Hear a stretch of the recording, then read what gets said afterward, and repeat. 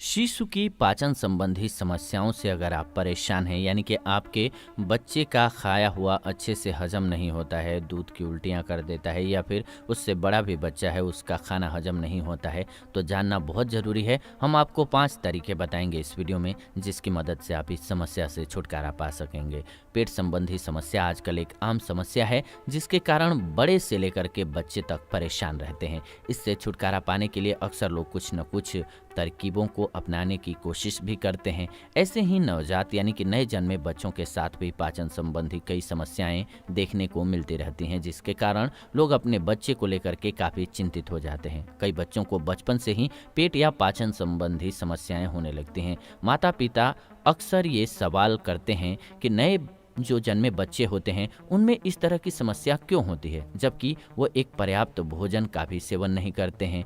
आप ही नहीं बल्कि ज़्यादातर लोगों को इस सवाल का सामना करना पड़ता है। लेकिन अब आपको परेशान होने की ज़रूरत नहीं है, क्योंकि इस वीडियो के माध्यम से नवजात में पाचन संबंधी समस्याएं क्यों होती हैं और इससे छुटकारा पाने के लिए क्या आसान तरीके हैं, हम इस बारे में पूर्णतः बताने जा रहे हैं आपको, जो कि आपके लिए बहुत मददगार साबित होगा। जी हाँ, बच्चों में पाचन संबंधी समस्या कोई बहुत अलग स्थिति नहीं है, बल्कि ज़्यादातर नए माता पिता के लिए ये एक आम समस्या है, जिसके कारण वो अक्सर परेशान होते देखे जाते हैं। वहीं पर डॉक्टर बताते हैं कि कुछ लोगों को अपने बच्चों के पाचन समस्या के बारे में जानकारी नहीं होती है, जिसके कारण उनका बच्चा काफ़ी परेशान होता रहता है। हालांकि इसका सबसे बड़ा कारण बच्चों में एसिड रिफ्लक्स होता है, जिसके कारण ये समस्या देखने को मिलती है। तो नए जन्मे बच्चों में पाचन संबंधी समस्या के कारण क्या हैं, सबसे पहले इसे समझ लेते हैं, यानी कि causes of digestive problems in newborn babies.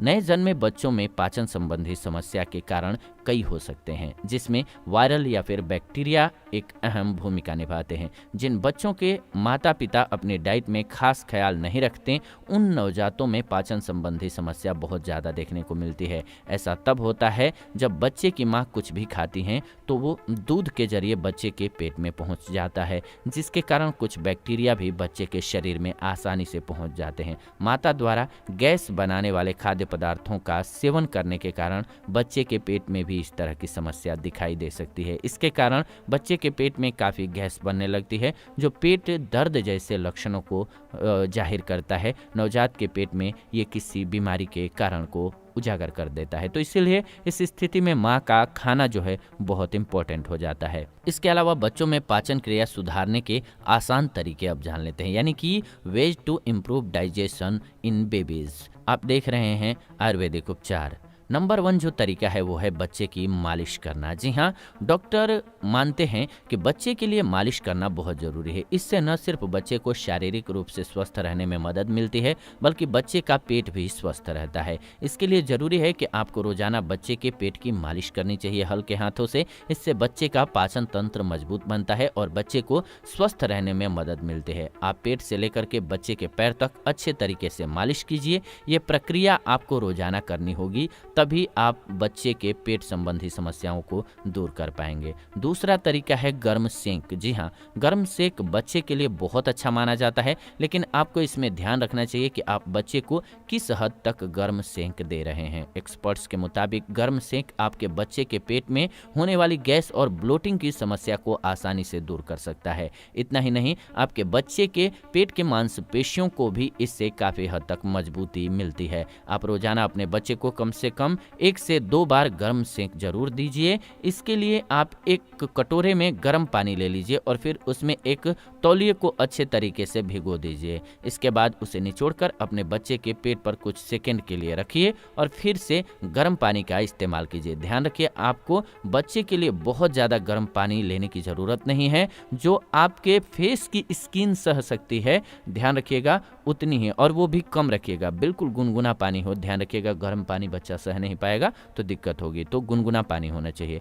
और तीसरा जो तरीका है वो है फीडिंग स्थिति को बदल दीजिए। जी हाँ, स्तनपान बच्चे के लिए बहुत ज़रूरी है। इसके साथ ही ज़रूरी ये भी है कि बच्चे को आप किस स्थिति या पोजीशन में दूध पिला रहे हैं। जी हाँ, अगर आप अपने बच्चे को गलत स्थिति या पोजीशन में बैठ करके दूध पिलाती हैं तो इससे आपके बच्चे के शरीर में एसिड रिफ्लक्स जैसी स्थिति पैदा हो सकती है, जिसके कारण अक्सर बच्चे के पेट में दर्द और जलन रह सकती है। इतना ही नहीं, अगर आप अपनी आदत को नहीं सुधारती हैं तो बच्चे के पाचन के लिए ये एक गंभीर स्थिति भी पैदा कर सकता है। इसके लिए ज़रूरी है कि आप अपने बच्चे को दूध पिलाने की स्थिति या पोजीशन को जरूर बदलिए। एक्सपर्ट्स की सलाह है कि जब आप अपने बच्चे को दूध पिलाते हैं तो उस दौरान आपको बच्चे को एक सीध में रखने की ज़रूरत होती है, जिससे दूध वापस न निकल सके। इसके अलावा आप दूध पिलाने के बाद बच्चे को डकार जरूर दिलाइए या बच्चे की कमर को कुछ देर मसलिए, सहलाइए, इससे उसको फायदा होगा।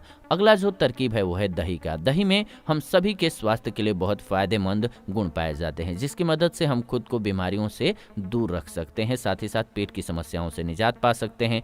तो एक्सपर्ट्स की सलाह है कि बच्चों में गैस्ट्रोइंटेस्टाइनल की समस्या को दूर करने के लिए दही एक बेहतरीन विकल्प है, जिसकी मदद से आसानी से आप बच्चे के पेट के स्वास्थ्य को बेहतर रख सकते हैं। इसके लिए बच्चे की माँ को रोजाना अपनी डाइट में दही को शामिल करना चाहिए, जिससे कि बच्चे के शरीर में पौष्टिक तत्व पहुंच सके और उनकी पाचन क्रिया बेहतर हो सके। इसके अलावा जो पांचवा तरीका है वो है स्तन का दूध जरूर पिलाइए और दूध ही बस पिलाइए। बच्चे के स्वास्थ्य को स्वस्थ रखने के लिए और पाचन को ठीक रखने के लिए जरूरी है कि आप अपने बच्चे को स्तनपान जरूर कराएं। 6 महीने तक बच्चे सिर्फ माँ का दूध ही पिएं तो ज्यादा बेहतर रहेगा। शरीर में सभी पोषक तत्व आसानी से पहुंच सकेंगे और इसकी मदद से बच्चे का पेट भी स्वस्थ रहेगा। हालांकि बच्चे की माँ के लिए जरूरी है कि वो अपनी डाइट में उन चीजों को शामिल बिल्कुल न करें जो उन्हें गैस या एसिडिटी का शिकार बनाते हों। इससे आपके बच्चे के पेट में भी गैस बन सकती है और इसके कारण दर्द पैदा हो सकता है। अब कुछ महत्वपूर्ण बातें समझ लीजिए। बच्चों में पाचन संबंधी समस्या उनकी मां पर निर्भर करता है।